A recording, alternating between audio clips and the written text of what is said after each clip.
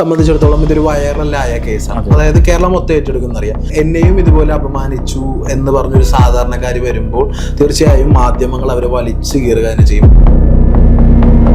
ലൈംഗിക ചുവടെയുള്ള അശ്ലീലം പറച്ചിലുകളെയും കണ്ടും കേട്ടും ഇനി നിൽക്കാൻ തയ്യാറാവില്ല എന്നുള്ള ആർജവമാണ് ഹണി റോസിനെ ഈ ഒരു പരാതിയിലേക്ക് എത്തിച്ചത്. ഇവിടെ പോരാട്ടത്തിന് ഇറങ്ങുന്ന ഏതൊരാളെയും ഐക്കണായിട്ട് ഉയർത്തിക്കാട്ടുക എന്നത് നമ്മൾ അവരോട് ചെയ്യുന്ന ഏറ്റവും വലിയ നീതിയാണ്.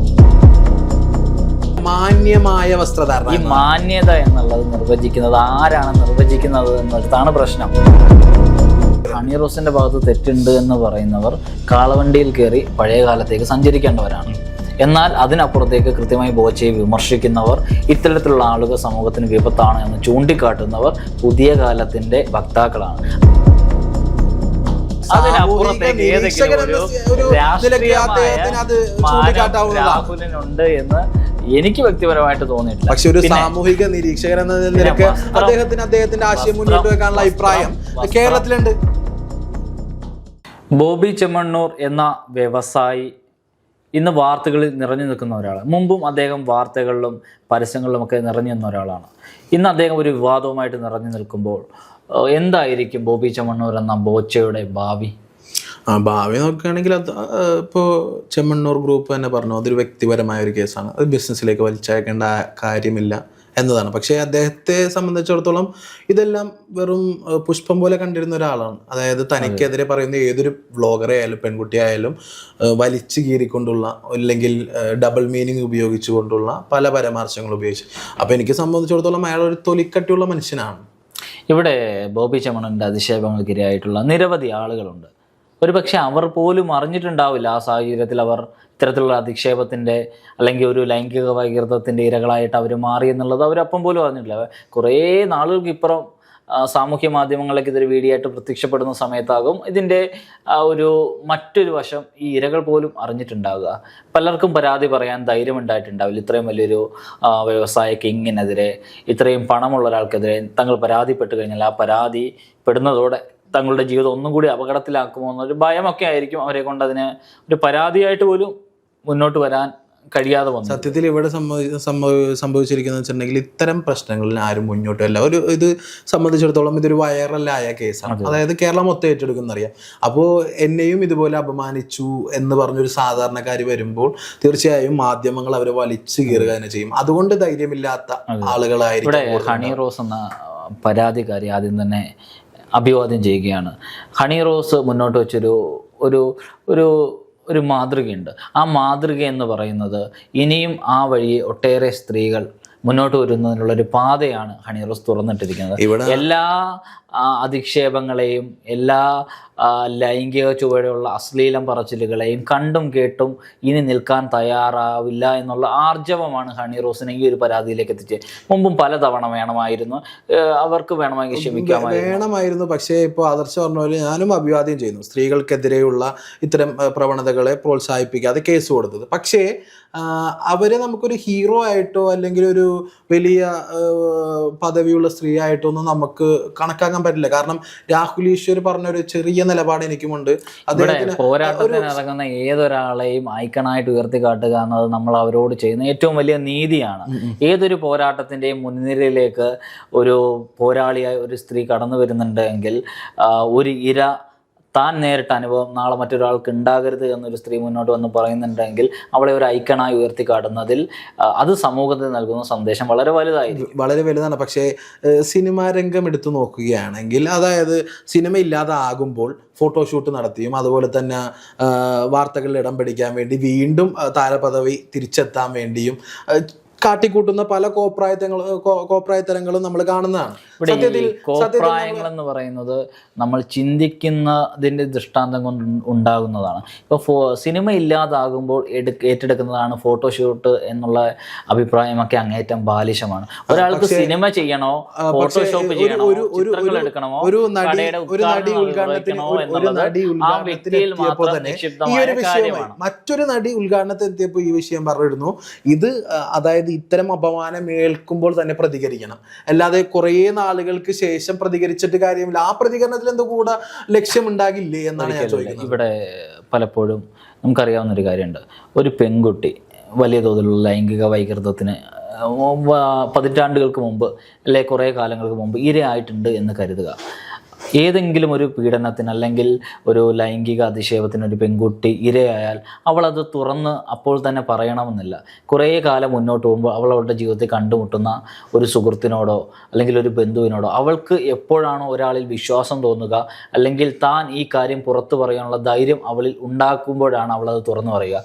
ഏതെങ്കിലും ഒരു കാലഘട്ടത്തിൽ നടന്ന ഒരു പീഡനത്തെ അല്ലെങ്കിൽ ഒരു ലൈംഗിക അധിക്ഷേപത്തെ ഏതെങ്കിലും പെൺകുട്ടി അടുത്ത തലമുറയിൽ അല്ലെങ്കിൽ അടുത്ത കാലഘട്ടത്തിലാണ് അത് തുറന്നു പറയുന്നത് എന്ന് വെച്ചാൽ അത് ക്രൈം അല്ലാതെ പോകുന്നില്ല. ആ കുറ്റകൃത്യത്തിന്റെ തോത് ഒട്ടും കുറയുന്നതുമില്ല.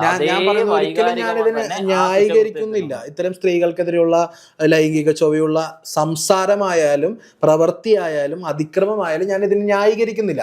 ഇത് സാധാരണ ഒരു പെൺകുട്ടിയുടെ വിഷയമല്ല. നമ്മളെടുത്ത് നോക്കുകയാണെങ്കിൽ ഒരു നടിയാണ്, ഒരു പ്രമുഖ നടിയാണ്. ആ നടിക്ക് വേണമെങ്കിൽ അപ്പോൾ തന്നെ പ്രതികരിക്കാമായിരുന്നു.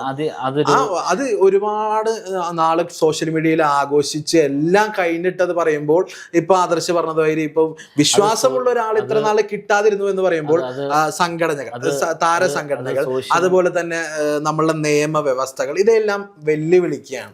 അവരെല്ലാം വിശ്വാസമില്ല. ഇപ്പോൾ പെട്ടെന്ന് വിശ്വാസം ഉണ്ടാവാൻ കാരണം അതെല്ലാം ഒരു ന്യായീകരിക്കാൻ പറ്റിയ ഒരു അവസ്ഥയല്ല. ഇവിടെ അവർ ആഘോഷിച്ചിരുന്നു എന്ന് പറയുന്നത് ബാലിശമായ ഒരു സംഭവം തന്നെ. ഒരു പരാതി, ആ പെൺകുട്ടി എപ്പോഴാണ് പരാതിപ്പെടേണ്ടതെന്ന് തീരുമാനിക്കേണ്ടത് അവൾ മാത്രമാണ്.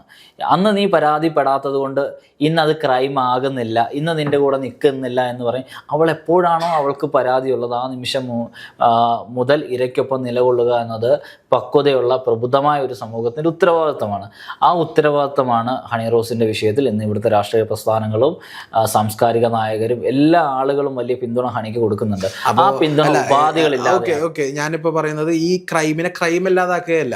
ഇപ്പൊ രാഹുൽ ഈശ്വർ പറഞ്ഞൊരു പ്രസ്താവന, അദ്ദേഹത്തെ ആ നടിയുടെ ഇറങ്ങാനിരിക്കുന്ന പടത്തിന് എല്ലാവിധ ഭാവുകങ്ങളും അഭിനന്ദനങ്ങളും. പക്ഷേ അവരുടെ വസ്ത്രധാരണ ഒരു സോഷ്യൽ ഓഡിറ്റിങ്ങിന് വിധേയമാക്കേണ്ടതുണ്ട് എന്നതാണ് സത്യത്തിൽ. അതിനോട് ഞാൻ യോജിക്കുന്നു.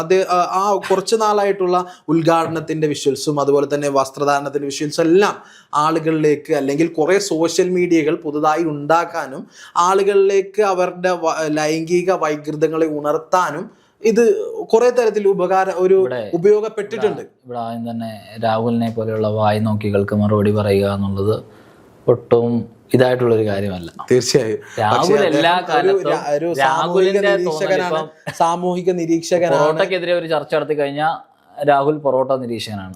പക്ഷേ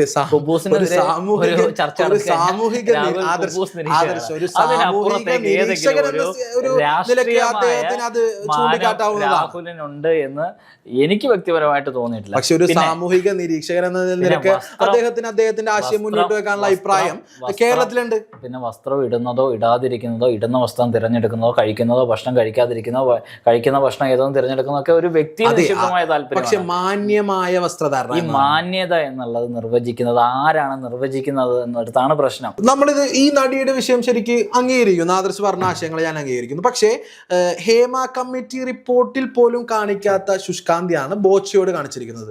അതും നടിമാരാണ്, ഇതും ഒരു നടിയാണ്. പക്ഷേ മറ്റു നടിമാർക്ക് കിട്ടാത്തൊരു നീതി ഈ നടിക്ക് മാത്രം. അത് വലിയ നടന്മാരുടെ കയ്യിൽ നിന്ന് റിപ്പോർട്ടുമായിട്ട് ബന്ധപ്പെട്ട പ്രത്യേകിച്ച് പേജുകൾ വരെ മുഖ്യെന്നാണ് പറയുന്നത്. ഇവിടെ പല കേസുകളിലും തെളിവുകളില്ല ഇതൊക്കെ നടന്നതിനൊന്നും. പക്ഷെ ബോച്ചയുടെ വിഷയത്തിലേക്ക് വരുമ്പോൾ അങ്ങനെയല്ല. ഇതിൻ്റെയൊക്കെ വീഡിയോകളടക്കം തെളിവുകളുണ്ട്. ഇതെല്ലാം പബ്ലിക് ഡൊമൈനിൽ നമ്മൾ ഒക്കെ കണ്ടിട്ടുള്ള സംഭവങ്ങളാണ്. ഹേമ കമ്മിറ്റി റിപ്പോർട്ടുമായിട്ട് ബന്ധപ്പെട്ട സംഭവങ്ങളെല്ലാം പരാതികളായിട്ട് ഉയർന്നു വരുമ്പോൾ അതിനകത്തൊക്കെ അന്വേഷണം നടന്നാൽ മാത്രമേ അതിനകത്ത് കൃത്യമായിട്ടുള്ള കാര്യങ്ങൾ രൂപപ്പെട്ടു വരികയുള്ളൂ. എന്നാൽ നടിക്കെതിരായിട്ടുള്ള വിഷയങ്ങൾ അങ്ങനെയല്ല. നമ്മളെല്ലാം ആദ്യം കാണുകയാണ് ചെയ്തത്, പിന്നെ മാസങ്ങൾക്കിപ്പുറമാണ് അത് പരാതിയായിട്ടുള്ളത്. പക്ഷേ ഹേമ കമ്മിറ്റി റിപ്പോർട്ടിനെയും ഹണി റോസിനെതിരായിട്ടുള്ള ആരോപണങ്ങളെയും അങ്ങനെ താരതമ്യം ചെയ്യപ്പെടുന്നതിന് അടിസ്ഥാനമില്ല എന്നത് വ്യക്തമായ കാര്യം. അതൊരു വലിയ കേസുകളെ ചുരുട്ടിക്കളയുകയും ചെറിയൊരു കേസിന് വലിയ പ്രാധാന്യം നൽകുകയും അവിടെ ചിലപ്പോ അവര് ശാരീരികമായി ആക്രമിക്കപ്പെട്ടിട്ടുണ്ടാവും. ഇവിടെ ഒരു സൈബർ ബുള്ളിങ്ങിലെ ഇരയായിട്ടുള്ളൂ എന്നുള്ളതാണ്. ശാരീരികവും മാനസികവും എന്ന തരങ്ങളിലേക്ക് തട്ടുതിരിച്ച് ചിന്തിക്കുന്നത് തന്നെ ബാലിശമാണ്. ഒരു വ്യക്തി എന്ന നിലയിൽ ഏതൊരു നടിയോ അല്ലെങ്കിൽ ഏതൊരു വ്യക്തിയോ ആയിക്കോട്ടെ, ശാരീരികവും മാനസികമായുള്ള വ്യത്യാസങ്ങൾ, അവർ അപമാനിക്കപ്പെട്ടു, അവർ അധിക്ഷേപത്തിനിരയായി, അതവർക്ക് വലിയ വേദനയാണ്. ശാരീരികമായ വേദന മാത്രം ഒരാളിൽ വലിയ വേദന സമ്മാനിക്കുന്നൊന്നുമില്ല. അപ്പോൾ ശരിക്കും ഹണി റോസ് ചെയ്ത പ്രവൃത്തികൾ നല്ലതാണ് എന്ന് നമ്മൾ അംഗീകരിക്കണം. ബോച്ച് ചെയ്തത് തെറ്റാണെന്നും. പക്ഷെ ഒരു തരത്തിൽ നോക്കുകയാണെങ്കിൽ ബോച്ച് ചെയ്തത് തെറ്റാണെന്ന് ഞാൻ ആദ്യം തന്നെ പറഞ്ഞു. സ്ത്രീത്വത്തെ അപമാനിക്കുന്ന ഇത്തരം വിഷയങ്ങളെല്ലാം തെറ്റാണ്. പക്ഷേ വസ്ത്രധാരണത്തെ പറ്റി പറയുമ്പോൾ ജനങ്ങൾക്കും പല അഭിപ്രായങ്ങളുണ്ടാവും. ഇപ്പോൾ പബ്ലിക് ഒപ്പീനിയൻ എടുത്തപ്പോൾ പോലും ഹണി റോസിന്റെ കയ്യിൽ തെറ്റും അതുപോലെ തന്നെ ബോച്ചയുടെ കയ്യിൽ തെറ്റുള്ളവരും ഉണ്ട്. ബോച്ചയ്ക്ക് മാത്രം തെറ്റുള്ളവരുണ്ട്, ഹണി റോസിന്റെ കയ്യിലും തെറ്റുള്ളവരുണ്ട്. ഹണി റോസിന്റെ ഭാഗത്ത് തെറ്റുണ്ട് എന്ന് പറയുന്നവർ കാളവണ്ടിയിൽ കയറി പഴയ കാലത്തേക്ക് സഞ്ചരിക്കേണ്ടവരാണ്. എന്നാൽ അതിനപ്പുറത്തേക്ക് കൃത്യമായി ബോച്ചയെ വിമർശിക്കുന്നവർ, ഇത്തരത്തിലുള്ള ആളുകൾ സമൂഹത്തിന് വിപത്താണ് എന്ന് ചൂണ്ടിക്കാട്ടുന്നവർ പുതിയ കാലത്തിൻ്റെ വക്താക്കളാണ്. പുതിയ കാലത്തിൻ്റെ വക്താക്കളെ സ്വീകരിക്കുക എന്നതാണ് നമുക്ക് കാലഘട്ടത്തോട് ചെയ്യാൻ പറ്റിയ ഏറ്റവും വലിയ നീതി എന്നുള്ളത്. ഓക്കെ, അപ്പോൾ ഇത്തരം ഈ ഹണി റോസിന്റെ കേസ് ഞാൻ അംഗീകരിക്കുന്നു. പക്ഷേ വീണ്ടും ഞാൻ പറയുന്നത് എന്താണെന്ന് വെച്ചിട്ടുണ്ടെങ്കിൽ ഇത്തരം കേസുകൾ നമ്മൾ പ്രോത്സാഹിപ്പിക്കേണ്ടതില്ല. പക്ഷേ ഇതിൻ്റെ പുറകെ ഒരു ഗൂഢമായ ആലോചനയോ അല്ലെങ്കിൽ മറ്റ് ലക്ഷ്യങ്ങളോ ഉണ്ടോ എന്നൊരു സംശയമാണ് ഞാൻ മുന്നോട്ട് വെച്ചത്. കുറച്ച് ദിവസങ്ങൾക്ക് മുമ്പ് വരെ ഹണി റോസിന്റെ കമന്റ് ബോക്സിൽ കുറേയധികം അധിക്ഷേപ കമന്റുകളായിരുന്നു. എന്നാൽ കുറച്ച് ദിവസമായി അത്തരത്തിലുള്ള കമന്റുകൾ കാണുന്നില്ല. ചിന്തിച്ച ശേഷം മാത്രം കമൻ്റ് ഇടുന്നതിലേക്ക് ആളുകൾ മാറി. അത്തരത്തിലുള്ള ചിന്ത ആളുകളെ സൃഷ്ടിച്ചെടുത്തതിൽ ഹണിക്കുള്ള പങ്ക് വളരെ വലുതാണ്. ഇനിയും ഇത്തരത്തിലുള്ള തിരുത്തലുകൾ ഉണ്ടാകട്ടെ. ആ തിരുത്തലുകൾ സമൂഹത്തെ ആകെ മാറ്റിമറിക്കട്ടെ. വീണ്ടും കാണാം. അതുവരേക്കും നമസ്കാരം.